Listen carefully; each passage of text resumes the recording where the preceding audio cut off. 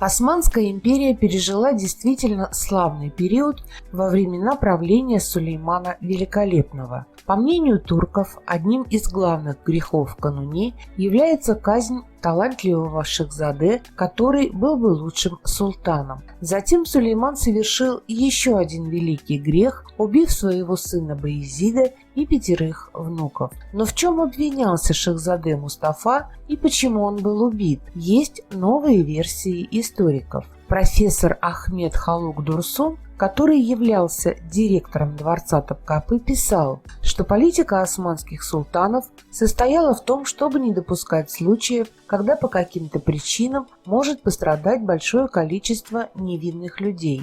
Администрация во главе с султаном делала все, чтобы предотвратить кровопролитие среди народа. Дурсун говорил, что несмотря на то, что в сериале нам показали убийство Шехзаде как следствие заговора Хюррем и Рустема Паши, что домыслы, на самом деле были отражены и факты. Первое, что побудило султана убить своего сына, это Иран, связь Мустафы с которым была доказана. И второе, Мустафа стал любимцем народа и янычар, что сделало Сулеймана уязвимым перед соперничеством. Турецкий историк Явус Бахадыр Аглу рассказал, как был убит Мустафа. И вот основные моменты. Серьезная шпионская сеть султана Сулеймана позволила ему заполучить в руки письмо, написанное Мустафой иранскому шаху.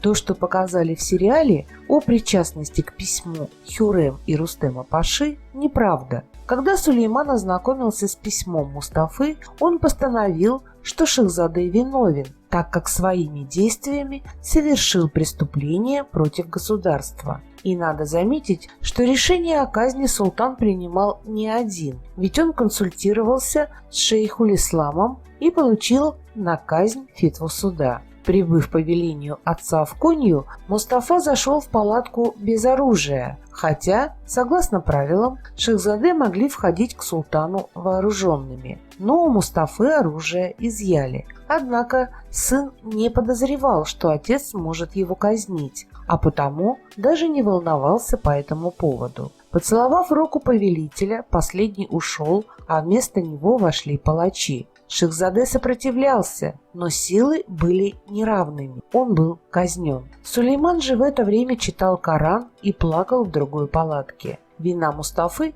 усиливалась из-за того, что он сделал себе тугру, которую мог иметь только султан. Тугра и связь с иранским шахом – вот причина казни Шехзаде, заключил историк. Публицист, известный в Турции и за ее пределами историк Ильбер Ортайлы утверждает, что Мустафа сам был виновен в своей казни. Ортайль считает, что Мустафа был слишком доверчив и позволил манипулировать собой янычаров.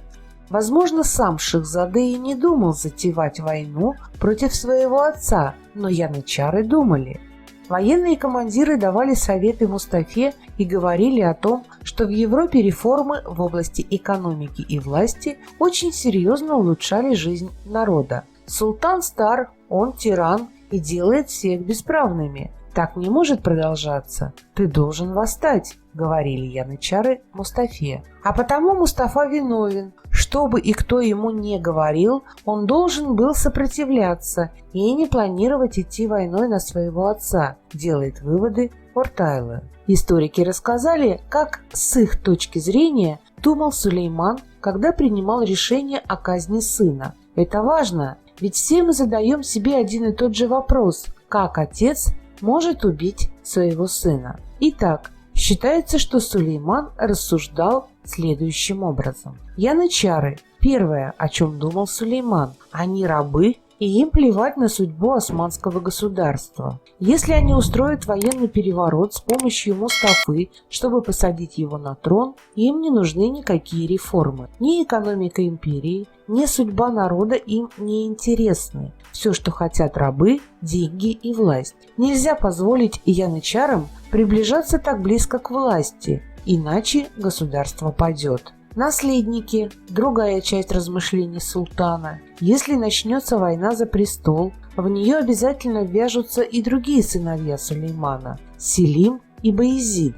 и они будут сражаться за трон не только с Мустафой, но и между собой объявят войну. У каждого из них есть своя армия и поддержка. Завяжись такая борьба, государству не выстоять, оно рухнет. Воевать между собой будут не только шахзады и армия, но и простые люди, которые являются сторонниками того или иного наследника султана. Такое допустить нельзя. Кануни все это видел, понимал и, принимая решение о казни Мустафы, руководствовался исключительно разумом падишаха, а не отцовскими чувствами. Он не был в этот момент отцом, он был султаном. А что вы думаете по поводу мнения историков о казни Мустафы? Виновен ли султан?